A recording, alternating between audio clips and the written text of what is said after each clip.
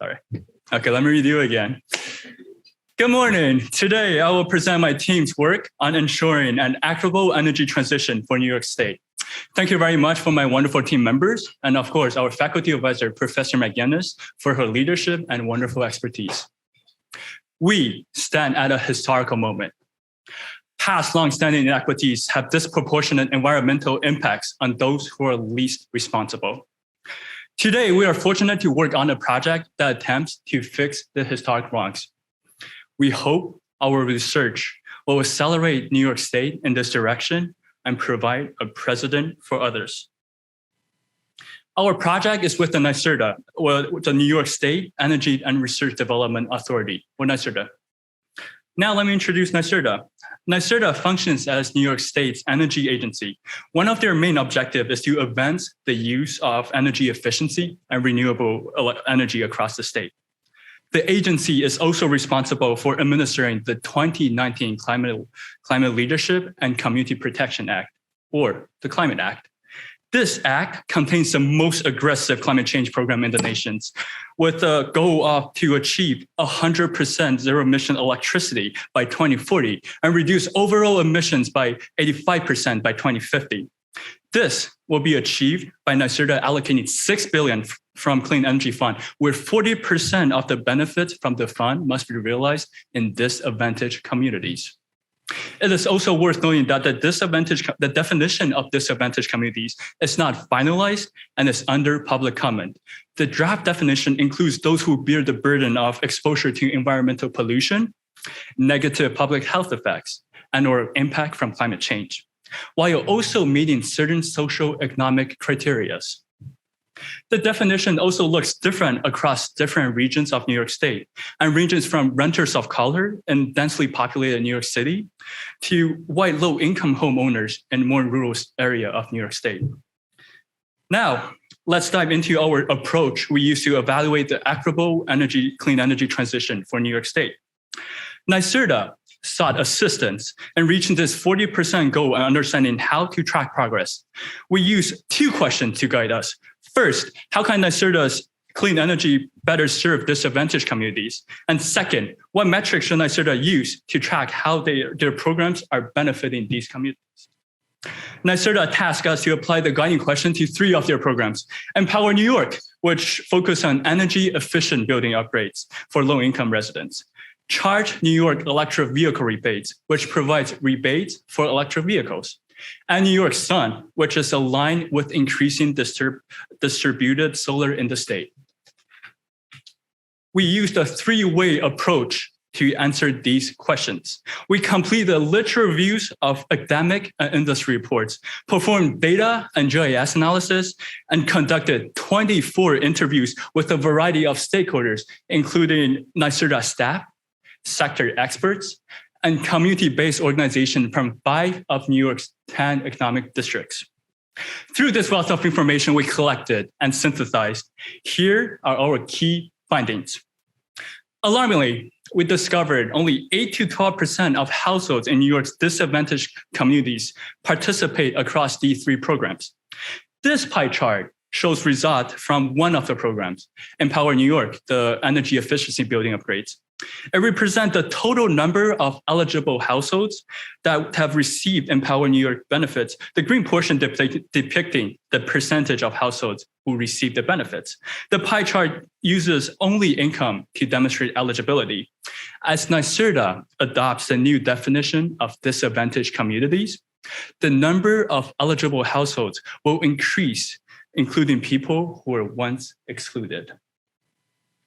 Next, what you are seeing here is a GIS relationship map, which demonstrates one of the challenges of program accessibility across all communities.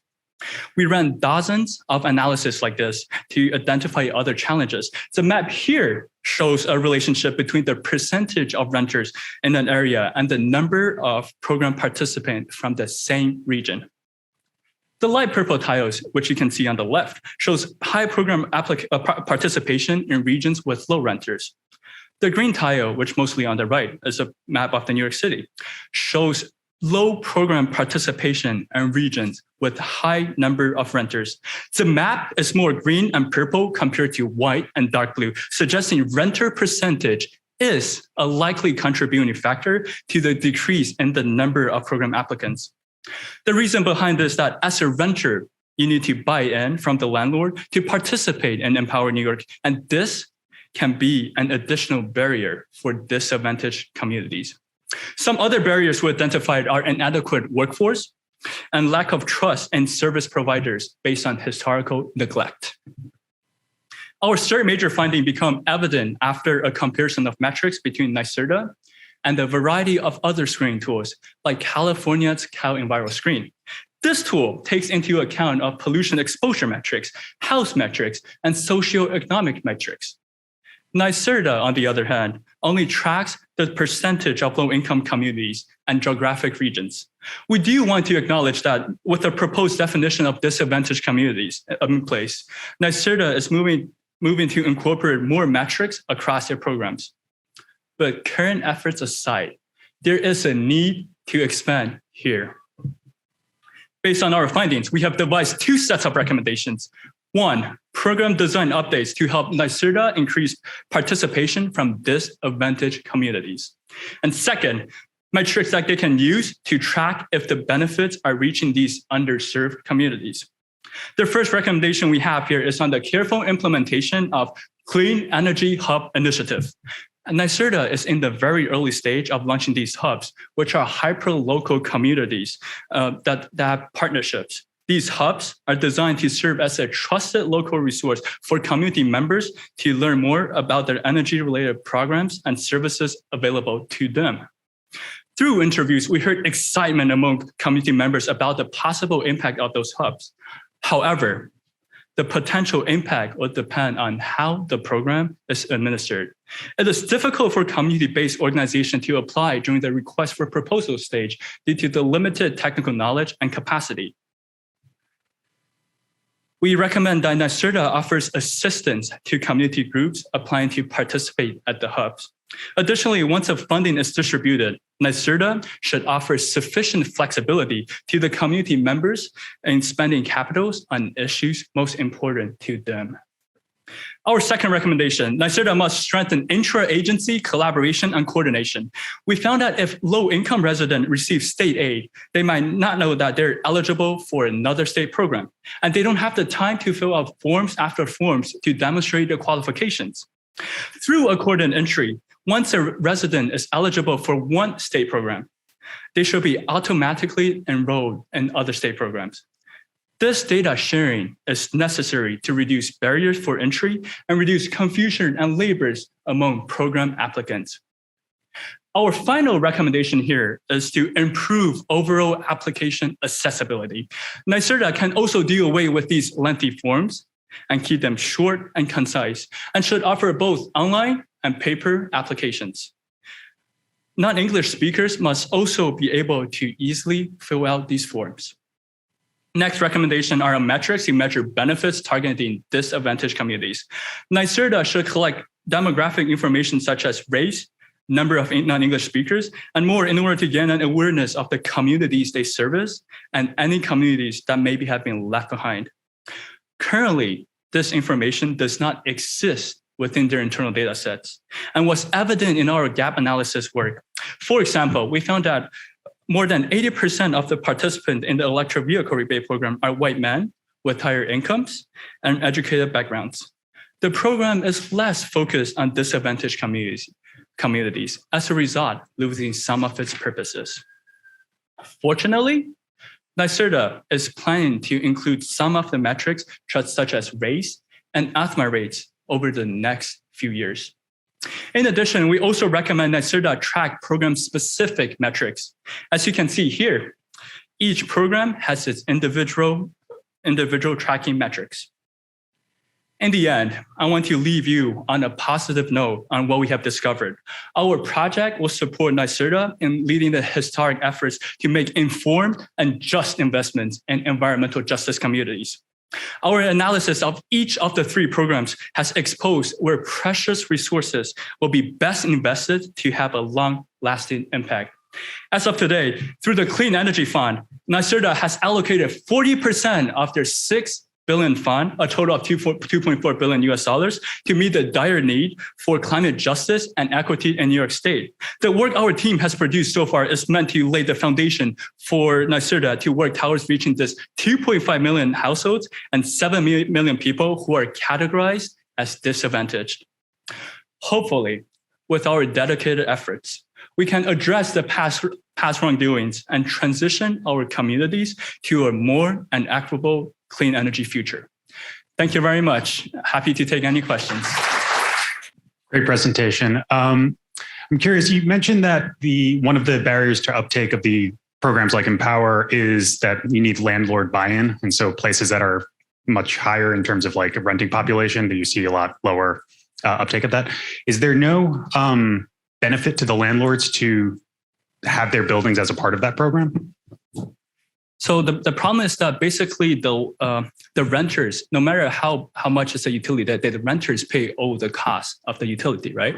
So with an energy efficiency upgrade, like the renters are direct beneficiaries, while the landowners, they always get the utility money from the renters. So it's like the renters, the homeowners do not have the incentive to actually uptake and participate in the program. Great presentation. I was wondering if you explored like public-private partnerships in the private companies that are in the space right now in New York. Wait, it's a little bit less volume.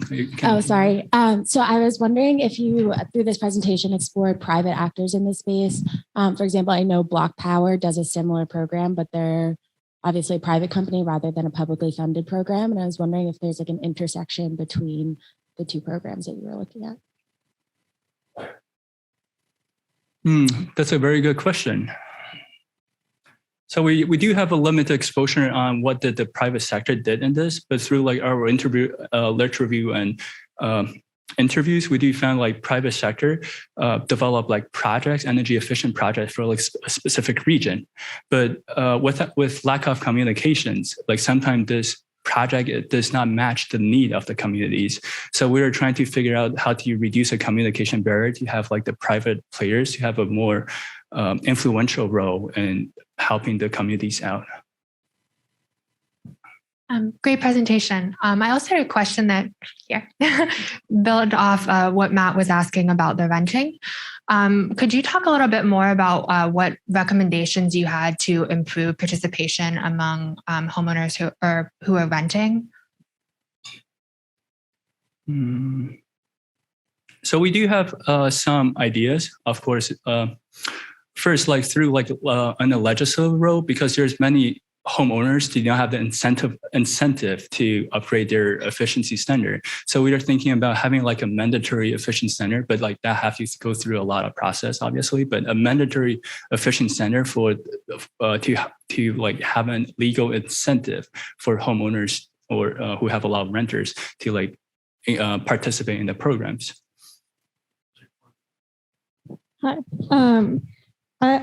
So I'm glad that you mentioned simplifying the application process, because that can be a pretty big behavioral barrier to this uptake.